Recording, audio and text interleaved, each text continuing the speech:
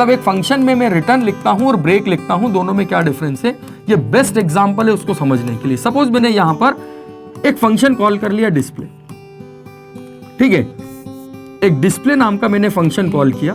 सुनना ध्यान से बेटा, आपको ये समझ में आ जाएगा कि रिटर्न और ब्रेक दोनों का मतलब क्या है। ब्रेक तो खैर रिटर्न से कोई कंसर्न ही नहीं है, लेकिन फिर भी ये मैंने फंक्शन को डिफाइन किया, वॉइड डिस्प्ले, ठीक है। अब यहां पर अगर सपोज मैंने एक वेरिएबल डिक्लेयर किया इंटीजर आई और एक लूप लगा दिया फॉर आई इक्वल टू 1 से लेके आई लेस देन और equal to 100 i plus plus, okay.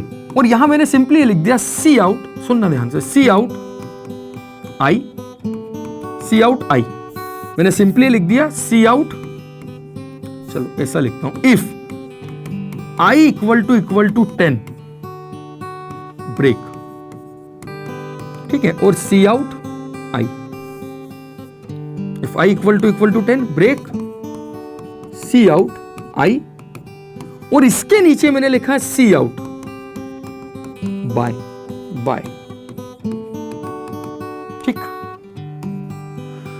एक फॉर लूप जिसमें 1 to 10 तक का 1 to 100 का डेटा प्रिंट होगा, लेकिन मैंने कंडीशन लगा दी कि अगर आई की वैल्यू 10 है तो ब्रेक और नहीं तो सी आउट आई चलेगा। तो ये प्रोग्राम कैसे चलेगा, देखो आप, डिस्प्ले कॉल हुआ, फंक्शन यहां गया, इसने लूप स्टार्ट किया, लूप शुरू हुआ 1 2 3 4, हर हमेशा प्रिंट कर रहा है 1 2 3, क्योंकि ये जो स्टेटमेंट है बाय बाय वाली है मैंने बाहर लिखी है।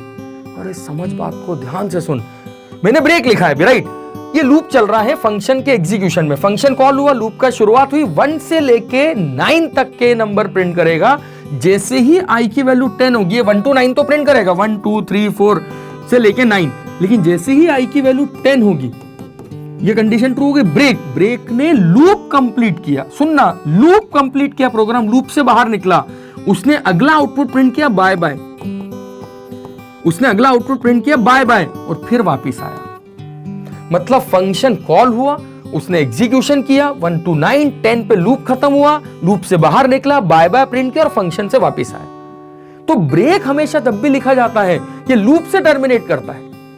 लेकिन बच्चे, अगर मैंने ब्रेक की जगह यहां लिख दिया रिटर्न, अगर मैंने लिख दिया return i equal to 10 return, अब पता है आउटपुट क्या होगा, सोच के देखो जरा, इसका आउटपुट क्या होना चाहिए।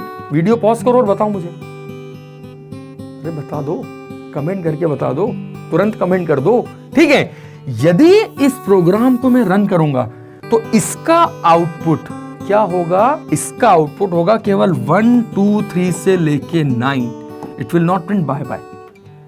क्यों बाय बाय क्यों नहीं प्रिंट किया, क्योंकि अब इस प्रोग्राम का एग्जीक्यूशन देखो कैसे हुआ, फंक्शन कॉल हुआ, फंक्शन यहां गया, यहां पर जाके इसने एग्जीक्यूशन शुरू किया, 1 2 3 4 5 6 7 8 9, जैसे ही 10 हुआ, 10 पर कंडीशन ट्रू, रिटर्न, रिटर्न मतलब ये सब कुछ छोड़ के वापस आ गया। ब्रेक ने लूप से बाहर निकाला था, रिटर्न ने फंक्शन से बाहर फेंक दिया। रिटर्न का मतलब है सब छोड़ दो, वापस आ जाओ। बात समझ में आई? तो अब ये बाय बाय भी प्रिंट नहीं करेगा, क्योंकि बाय बाय क्या, इसके नीचे अगर आपने और 50 लाइन का कोड भी लिखा होता, एक भी लाइन का कोड नहीं चलेगा अगर आपने रिटर्न लिखा है। और अगर ब्रेक लिखा था तो वो बाकायदा लूप से बाहर निकल के पूरे फंक्शन का कोड एग्जीक्यूट करता, फिर वापस आता। तो that is the major difference. मतलब कंफ्यूजन आई होप आपको नहीं है कि ब्रेक लिखा है मतलब केवल लूप टर्मिनेट होगा, और रिटर्न लिख दिया मतलब फंक्शन टर्मिनेट हो जाएगा। तो रिटर्न केवल उस समय ही नहीं लिखा जाता है जब वैल्यू रिटर्न करना है। रिटर्न को हम जब भी फंक्शन को टर्मिनेट करना है, आप रिटर्न स्टेटमेंट लिख दो।